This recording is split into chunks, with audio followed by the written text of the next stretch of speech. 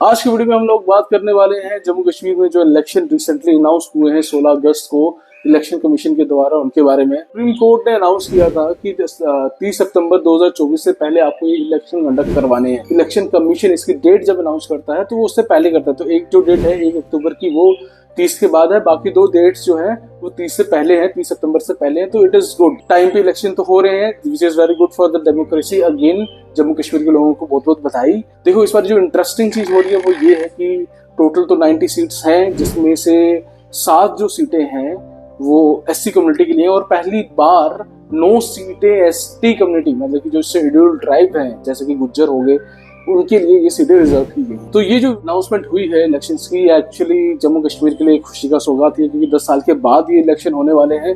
अब 10 साल के बाद इलेक्शन हो रहे हैं तो इसके डिटेल्स जान लेते हैं। ये इलेक्शन जो है वो 3 फेजेस में होने वाले हैं। पहले फेज की जो वोटिंग है वो होने वाली है 18 सितंबर को, और इसमें 24 सीटों पे चुनाव लड़ा जाएगा। वेराज जो दूसरी फेज की वोटिंग है वो होगी 25 सितंबर को, जिसमें 26 सीटों के लिए चुनाव लड़ा जाएगा। और जो लास्ट चरण है वो 1 अक्टूबर को होगा, जिसमें 40 सीटों के लिए लड़ा जाएगा। आर्टिकल 370 के हटने के बाद जब जम्मू कश्मीर यूटी बनी, उसके बाद डिलिमिटेशन हुआ। डिलिमिटेशन जो 2022 में हुआ उसमें बहुत सारे चेंजेस हुए। अब उनकी डिटेल अगर आप जानोगे तो आपको पूरा सिनेरियो दिखाई देगा कि किस तरह से इलेक्शन इस बार होने वाले। देखो, डिलिमिटेशन के बाद जो सबसे बड़ा इम्पैक्ट पड़ा वो नंबर ऑफ सीट्स के ऊपर था। पहले के समय में जो सीट्स डिस्ट्रीब्यूशन होती थी वो होती थी 87 सीट्स में, जिसमें से कुछ सीट्स लद्दाख की भी थी। यूटी बनने के बाद ऑब्वियसली लद्दाख अलग टेरिटरी बन गई और जम्मू कश्मीर एक हो गया। अब जम्मू कश्मीर की जो टेरिटरी है इसमें टोटल सीट्स है 90, बट 90 सीट जो है 107 से बढ़कर 114 हुई है, जो कि एक्चुअल नंबर है।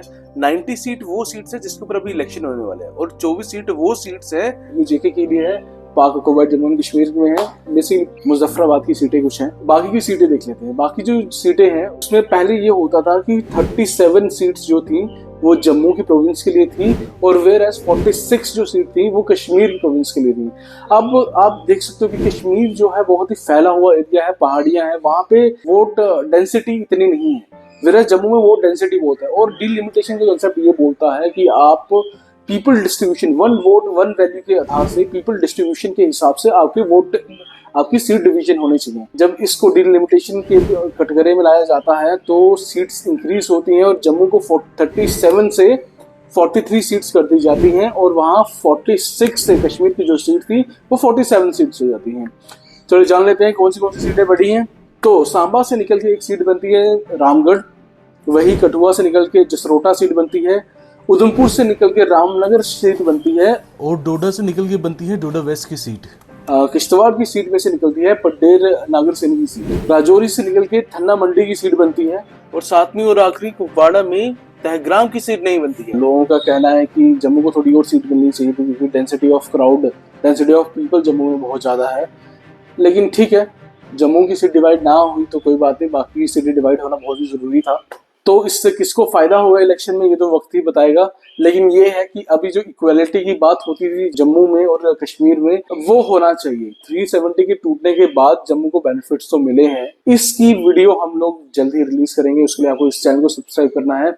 और डिलिमिटेशन का एक और जो फायदा हुआ वो ये हुआ कि 6 साल का जो टेन्योर था वो अब 5 साल का हो जाएगा। तो इलेक्शन का प्रोसेस जो है वो रेगुलर हुआ जाएगा। 5 साल का, जहाँ पे पूरी कंट्री में 5 साल में इलेक्शन होते हैं, वहां पे अब जम्मू कश्मीर में भी 5 साल में इलेक्शन हुआ करेंगे, जो कि बहुत ही अच्छी चीज है। इसमें जो बहुत ही अच्छी चीज एक और की गई है इस इलेक्शन के प्रोसेस में, वो ये है कि कश्मीरी पंडितों के लिए स्पेशल पोलिंग बूथ बनाए जाएंगे। जैसे कि दिल्ली में एक पोलिंग बूथ बनाया जा रहा है, जम्मू में पोलिंग बूथ होगा, उधमपुर में पोलिंग बूथ होगा, जहां से वो लोग कश्मीर के लिए वोट कर सकते हैं। इस इलेक्शन के जो 4 मेजर कंटेंटर हैं उनकी बात करते हैं। तो लोकसभा की दृष्टि से अगर हम देखें तो हमें बहुत सारी चीजें दिखाई देंगी इसमें। जो ये लोकसभा की इलेक्शन हुई इस बारी, उसमें किस तरह से वोट डिस्ट्रीब्यूशन हुआ और इन कॉम्पिटिटर के बीच में क्या लड़ाई थी, उससे हम समझेंगे इस बारी जब इलेक्शन होंगे तो क्या होने वाला है। तो सबसे पहले जो पहली पार्टी थी वो थी बीजेपी, जिसने 23% वोट के साथ सबसे ज्यादा वोट लिए थे। जो दूसरी पार्टी थी वो थी 22.7% वोट के साथ पीडीपी, जो कि महबूबा मुफ्ती की पार्टी है। और जो तीसरी पार्टी थी वो थी एनसी, नेशनल कॉन्फ्रेंस, जो फारूक अब्दुल्ला की पार्टी है, जिनको मिली थे 20.8% वोट्स। उसके बाद पीपल कॉन्फ्रेंस को 1.9% वोट मिले थे। अब कहा जा रहा है कि इस समय पीपल कॉन्फ्रेंस अगर रहती है तो उसके वोट इंक्रीज हो सकते हैं। और बाकी जो लोकल पार्टीज हैं वो भी पिक्चर में इसमें आ सकती हैं। तो जो कैंडिडेट इस पूरे इलेक्शन में पार्टिसिपेट करना चाहते हैं उनके लिए नॉमिनेशन की डेट्स बहुत क्रूशियल हैं।